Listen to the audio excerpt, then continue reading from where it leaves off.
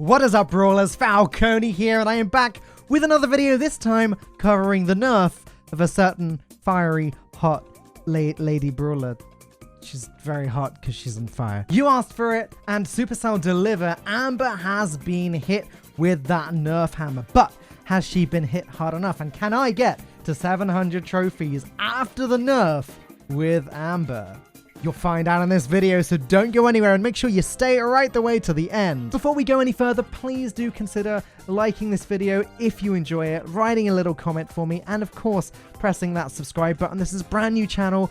I want to get to 100 subs as quickly as possible. You can really help me out with that, so please do consider subscribing. So Brawl Stars was just hit with a small update, fixing a few bugs and also changing the way that quests work. It's only a small change, but quests will now be generated more evenly split between Brawl quests and Game Mode quests, and you're now more likely to get duplicate quests on the same Brawler. Not only that, but when the new season rolls around, there's going to be new quests on day one. Isn't that great? But the more significant changes come to Amber. And before we get into that, I'm going to just tell you what I've been up to for the last hour. So there's me sitting on Amber with around 600 trophies. Did I just spoil? I hope I didn't just spoil.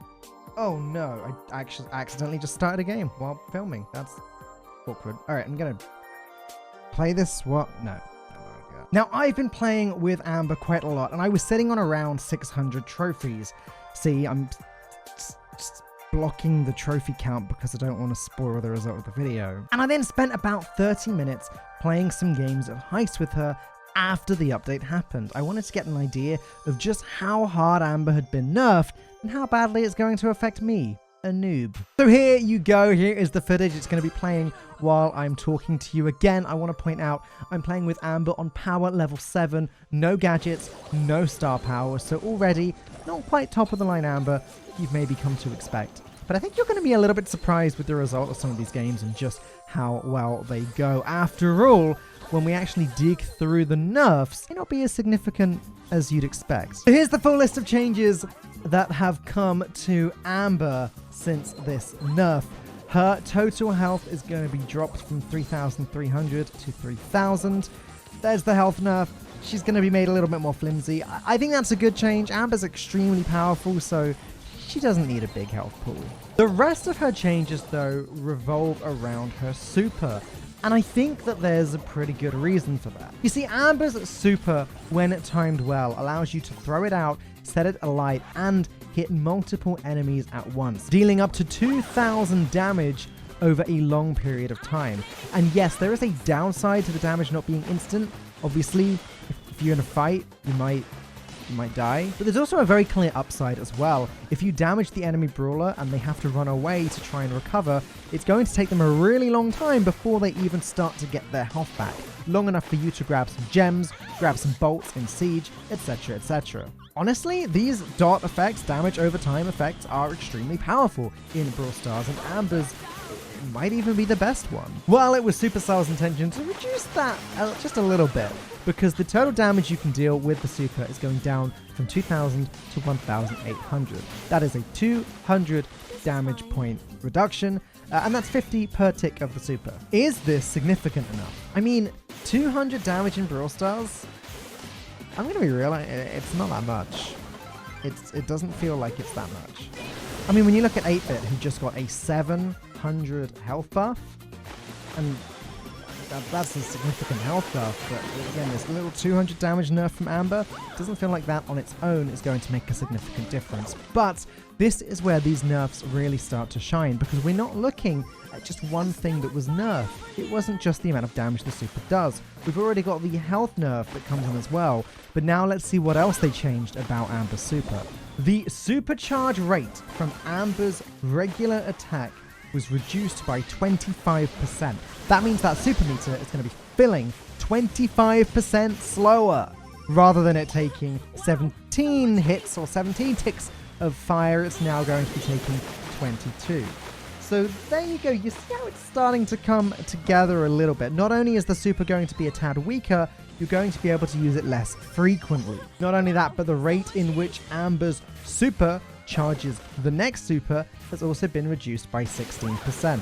No longer are you going to see your whole team get caught on fire by the super, and moments later, Amber ready to throw out another one. Finally, there was an issue where Amber was gaining too much supercharge from her supers in the higher power levels.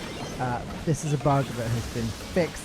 So yet again, that's another reduction on how quickly Amber's super is going to be charged. So to sum up, less health, weaker super, and less frequent supers. This is where we're at with Amber. Now, a lot of people expected that we were going to see a damage reduction from Amber as she deals loads of damage in very, very quick bursts. But that's not what we got. When you think about it, there's a lot of different directions that they could have taken this. Reducing the amount of damage that Amber deals with the fire, or even reducing the range of the fire, may have been worth considering. I also want to add that I actually think the strongest thing about Amber's attack, other than obviously the damage it deals, is how effective she is at auto-aiming.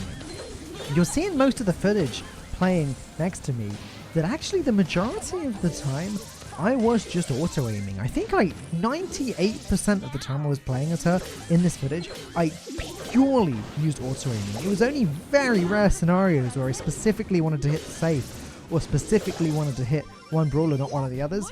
I just relied on auto-aiming. She's so accurate when it comes to auto-aiming, it feels like there's rarely reason not to. Again, I'm a bit of a noob, maybe I'm getting that wrong, I don't know, but it is one of the things that feels so powerful about her, and I can't help but wonder if maybe that's another potential nerf angle, is make it so when auto-aiming, she switches targets more slowly, or it takes like the fire has to go from side to side. I don't know. But her auto-aim power is so strong, it feels to me like anyone can use Amber effectively, as you really do not need to aim. But the way that we went with supers, it seems to me like it's a bit of a hedge. It's saying, hey, Amber's pretty strong right now. We don't want to make her unplayable. She's still the new brawler. We want people to have fun with her, but we want it to just be, tone it down just a little bit. But as you can see in this footage, I'm still winning. But you know what? Now we're going to get nicely into the next part of the video, and that is why I feel like Amber being strong is fine. Look, at the end of the day, the point of Brawl Stars is for players to have fun. Something that comes up regularly in games that have a thriving esports scene is that sort of difference between how a pro player will enjoy a game and how a casual player will enjoy the game. For more casual players, obviously we're talking about casual players that have unlocked Amber, which won't be loads of them just yet, but a reasonable amount. They're going to enjoy playing the new brawler. Yeah, okay, Amber's going to be strong. There is that. Maybe a little bit too strong, you could make that argument. But it's also fresh and fun, and a new way to play is something that people don't usually complain about. When you think about the average Brawl Stars user that probably logs in, plays a few games each day, you know, fills in their quests, grabs their tokens, then logs out again, they're going to really enjoy having this new fresh experience with Amber. If you're more hardcore yourself, maybe you get a little bit frustrated by the fact that your opponents keep winning with Amber, and it just seems a little bit too strong, but hey, you can play her too if you want. The only real downside to having a brawler that is too strong when it's new is when you enter the competitive scene, but there's also a solution to that. Teams are free to ban Amber in global finals next month if they want to, or they don't have to ban Amber and they can play her, either or. I really don't feel like there's anything wrong with a brawler being too strong when it first comes out.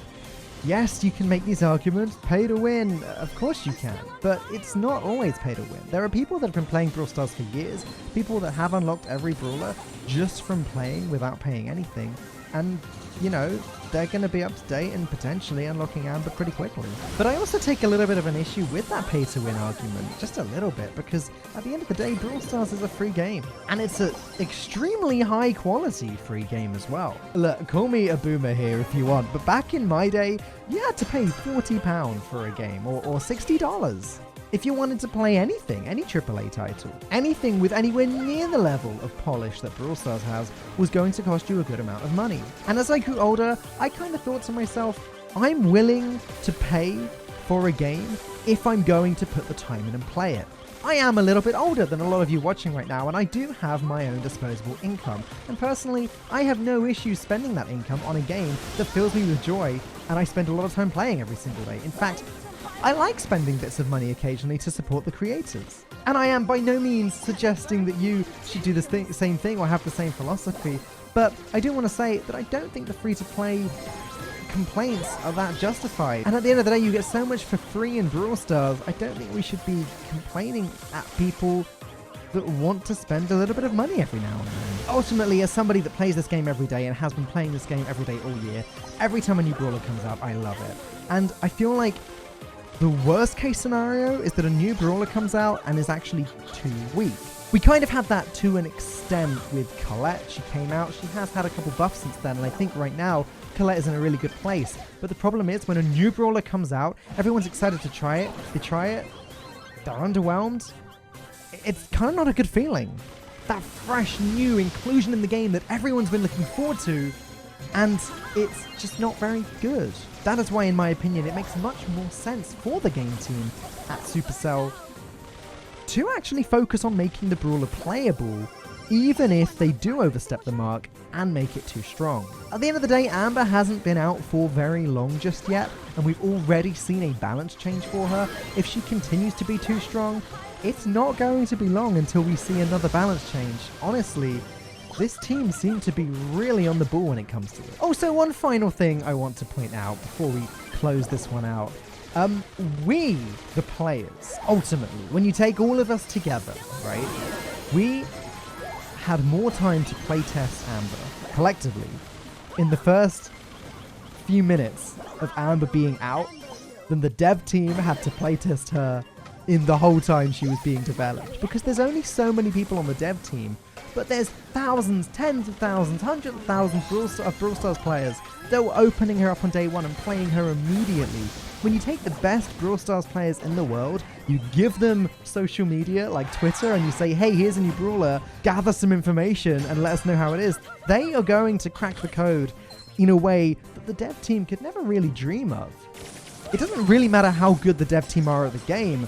There's only a few of them and there's thousands of us. So yeah, they are likely to get things wrong occasionally, and they're always going to learn from that, but they're never going to be perfect on day one. So I guess I'm just speaking from my perspective.